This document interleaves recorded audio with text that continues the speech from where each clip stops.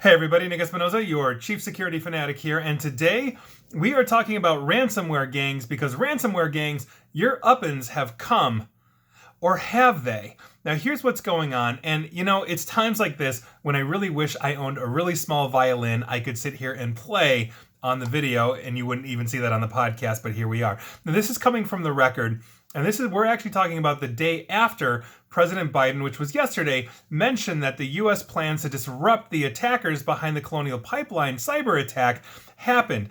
And if you recall, I did a video and podcast on that because obviously the United States government is stepping up the game. Now, the operator of the Darkseid ransomware gang said that the group lost control of their web servers and some of their funds made from ransomware payments. They have been disrupted.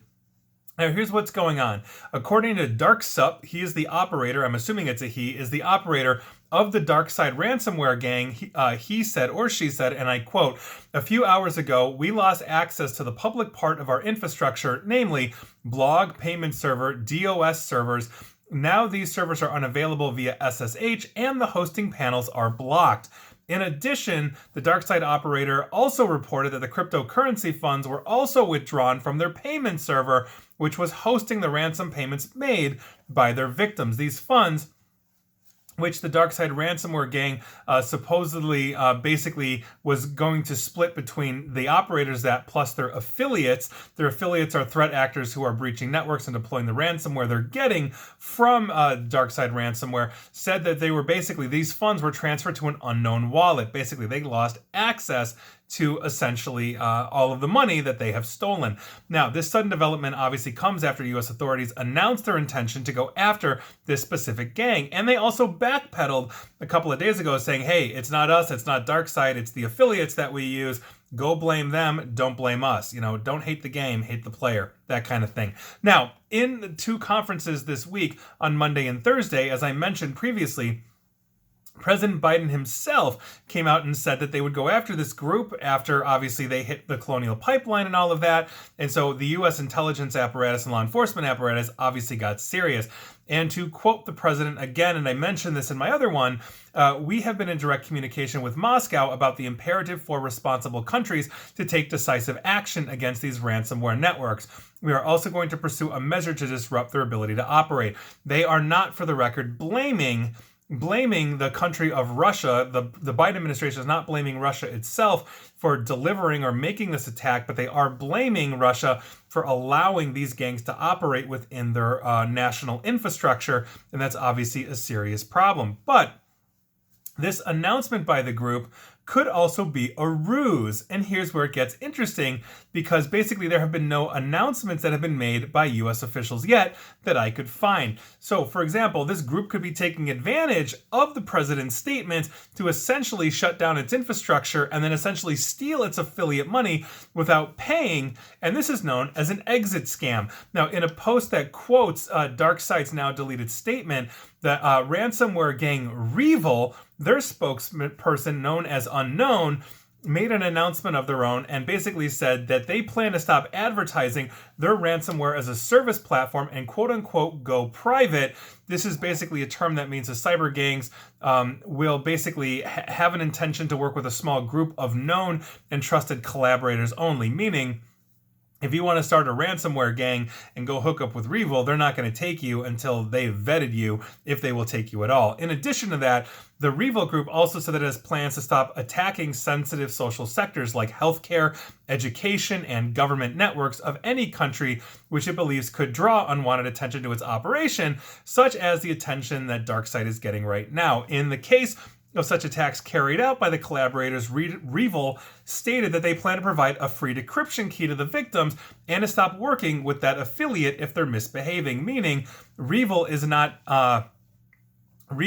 hitting them themselves. They are allowing their affiliates to do all the work, and they are just profit sharing in this sense. But I think this is really interesting.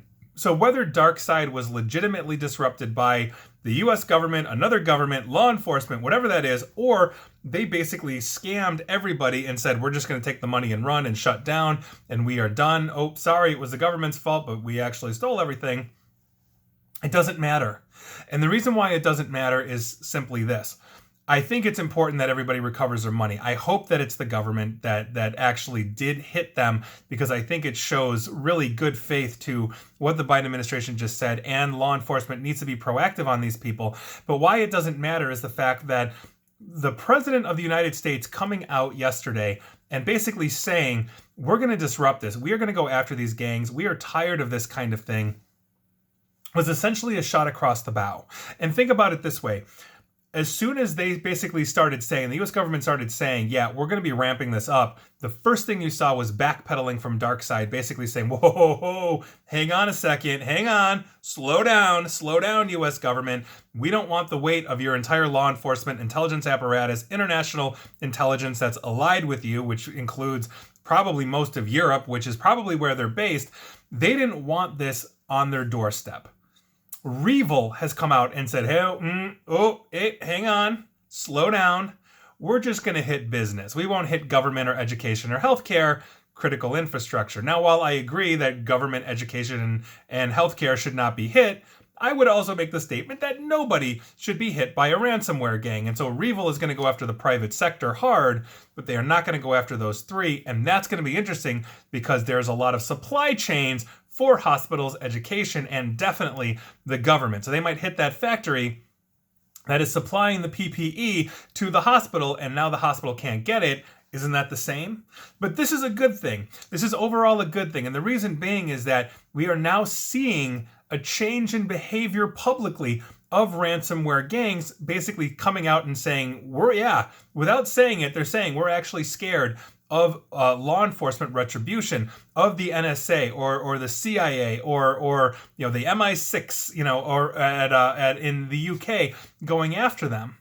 And so here they are changing up their tone, and I think that's a really good thing overall. That's why it originally doesn't matter, but obviously we hope it's them. So by virtue of that, that is your news of the week. I think this is actually really good news, and hopefully we're going to have all of them running scared enough that they won't hit another company ever again. I doubt that, but let's hope. And please like, share, follow me here on Facebook and Twitter at NickAESP, and please feel free to subscribe to me at YouTube as well. And as always, stay safe and stay online. Thanks, everyone.